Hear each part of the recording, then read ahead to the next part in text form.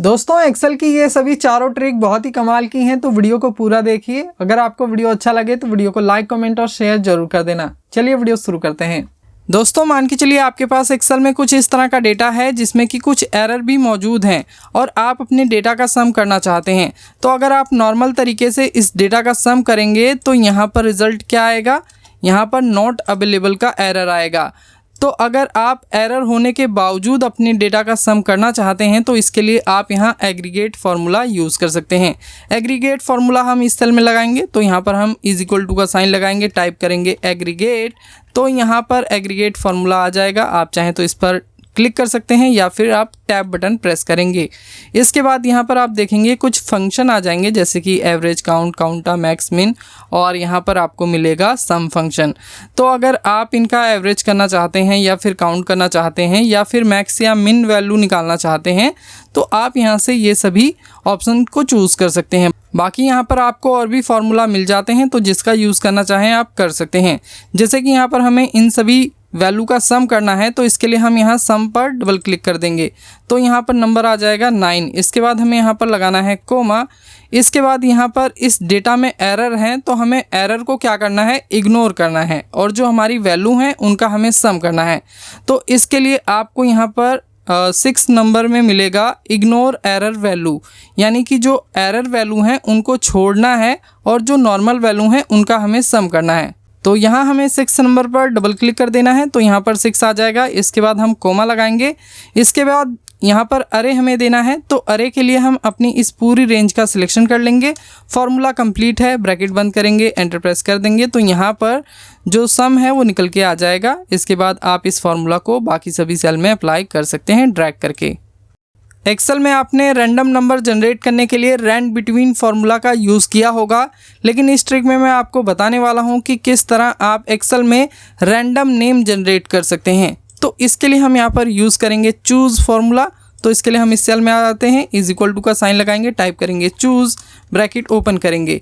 इसके बाद हम यहाँ पर चूज़ के अंदर रैंड बिटवीन का फार्मूला यूज़ करेंगे क्योंकि यहाँ पर हमें इन सभी नेम को रैंडमली मल्टीपल सेल में डिस्प्ले करना है। तो इसके लिए हम यहाँ पर रैंड बिटवीन टाइप करेंगे। तो जैसे ही आप रैंड टाइप करेंगे यहाँ पर रैंड बिटवीन का फार्मूला आ जाएगा। आपको सिंपली इस पर डबल क्लिक कर देना है। इसके बाद यहाँ पर आपको बॉटम वैल्यू देनी है, तो बॉटम वैल्यू में हम 1 टाइप करेंगे। इसके बाद यहाँ कोमा देंगे। इसके बाद यहाँ टॉप वैल्यू में हमें 9 टाइप करना है क्योंकि यहाँ पर हमने टोटल 9 नेम लिखे हैं, तो यहाँ पर हम 9 टाइप करेंगे। बाकी अगर आपने यहाँ पर ज़्यादा नाम लिखे होते तो उसके अकॉर्डिंग आप यहाँ पर उसकी संख्या मेंशन करते। इसके बाद हम ब्रैकेट बंद करते हैं, कोमा देंगे। इसके बाद हमें यहाँ पर वैल्यू 1 सिलेक्ट करनी है तो हमें इस सेल पर क्लिक करना है। इसके बाद हम कोमा देंगे। इसके बाद वैल्यू 2 सिलेक्ट करनी है तो इसके लिए हम इस सेल पर क्लिक करेंगे। इसके बाद कोमा देंगे। इसके बाद यहाँ हमें वैल्यू 3 सिलेक्ट करनी है तो इसके लिए हमें इस सेल पर क्लिक कर देना है। ठीक इसी तरह आपको कोमा देकर बाकी सभी सेल का सिलेक्शन कर लेना है। तो यहाँ पर हमने इन सभी सेल का सिलेक्शन कर लिया है और यहाँ वैल्यू में आपको ये सभी सेल का रेफरेंस नंबर दिखाई देगा। अब हमें इन सभी सेल रेफरेंस को एब्सोल्यूट रेफरेंस में कन्वर्ट करना है, तो इसके लिए हम इन सभी वैल्यू का सिलेक्शन करेंगे। इसके बाद हम अपने कीबोर्ड से F4 बटन प्रेस करेंगे तो ये जो सभी सेल रेफरेंस थे ये लॉक हो जाएंगे, यानी एब्सोल्यूट रेफरेंस में कन्वर्ट हो जाएंगे। इसके बाद हम आ जाते हैं फार्मूला बार में। यहाँ पर हमें ब्रैकेट बंद करना है। फार्मूला कंप्लीट है, ब्रैकेट बंद करने के लिए हमने फार्मूला बार का यूज़ किया है।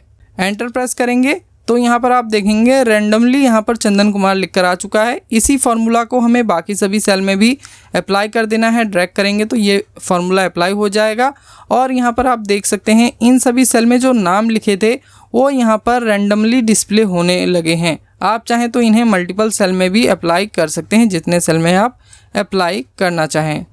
एक्सेल में हमारे पास कुछ इस तरह का डेटा है और यहाँ पर हमने 4 टेबल ली हैं। इन चारों टेबल में हमें टोटल अमाउंट कैलकुलेट करना है। टोटल अमाउंट कैलकुलेट करने के लिए हमने यहाँ ब्लैंक सेल छोड़े हुए हैं, तो ब्लैंक सेल में हमें टोटल अमाउंट शो करना है। तो इसके लिए हम किसी एक ब्लैंक सेल पर क्लिक करेंगे।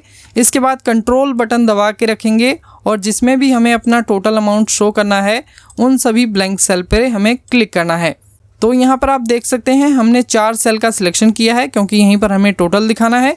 इसके बाद हम अपने कीबोर्ड से ऑल्ट और इज इक्वल टू बटन एक साथ प्रेस कर देंगे तो यहाँ पर आप देखेंगे सभी का जो टोटल अमाउंट है वो निकल के आ चुका है और यहाँ पर जो सम का फॉर्मूला है वो ऑटोमेटिक यहाँ अप्लाई हो चुका है।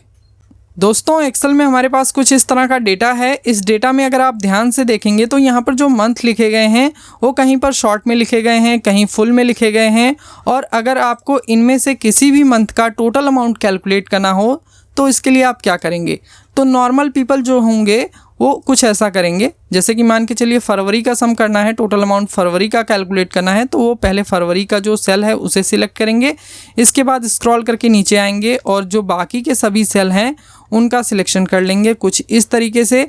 इसके बाद वो स्टेटस बार में आ जाएंगे और यहाँ पर अपना टोटल अमाउंट चेक करेंगे।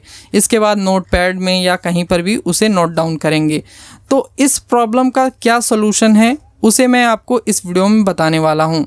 तो इसके लिए हम यहाँ पर यूज़ करने वाले हैं सम इफ़ फार्मूला। तो इसके लिए हम इस सेल में आ जाते हैं, इज इक्वल टू का साइन लगाएंगे, टाइप करेंगे सम इफ़ ब्रैकेट ओपन। इसके बाद यहाँ पर हमें रेंज देनी है, तो रेंज हमारी ये वाली है। तो इसके लिए हम इस कॉलम पर क्लिक कर देंगे, कॉलम नेम पर क्लिक करेंगे तो जो पूरा कॉलम है ये सिलेक्ट हो जाएगा। इसके बाद कॉमा देंगे।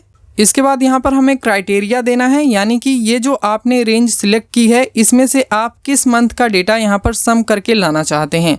तो मान के चलते हैं हम यहाँ पर फरवरी मंथ का जो डेटा है उसका सम करके लाना चाहते हैं, टोटल अमाउंट कैलकुलेट करके लाना चाहते हैं।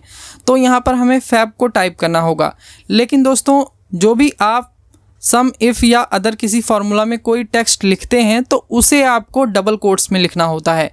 तो हमें यहाँ पर फैब को भी डबल कोट्स में लिखना होगा। अब यहाँ पर एक बात और ध्यान देने वाली है, इस डेटा में जो फैब मंथ है उसे हमने शॉर्ट में भी लिखा हुआ है और नीचे हमने फुल में भी लिखा हुआ है।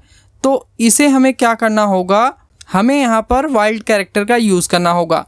तो सबसे पहले हम यहाँ पर डबल कोट्स लगाएंगे। वाइल्ड कैरेक्टर कौन सा है, एस्टेरिस्क, एस्टेरिस्क यानी मल्टीप्लाई का साइन। तो हम यहाँ पर एस्टेरिस्क लगाते हैं।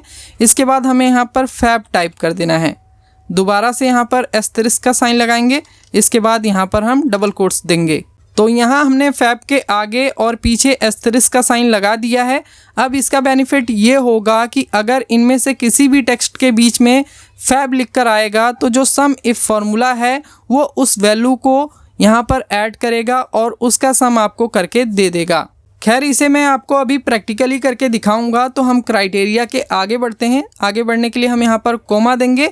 इसके बाद यहाँ पर हमें देनी है सम रेंज, यानी वो रेंज जिसमें से आप अमाउंट को सम करके लाना चाहते हैं। तो ये है हमारी सम रेंज। तो इसके लिए हम इस कॉलम पर क्लिक कर देंगे, बी पर क्लिक करेंगे तो ये जो पूरी रेंज है ये सिलेक्ट हो जाएगी।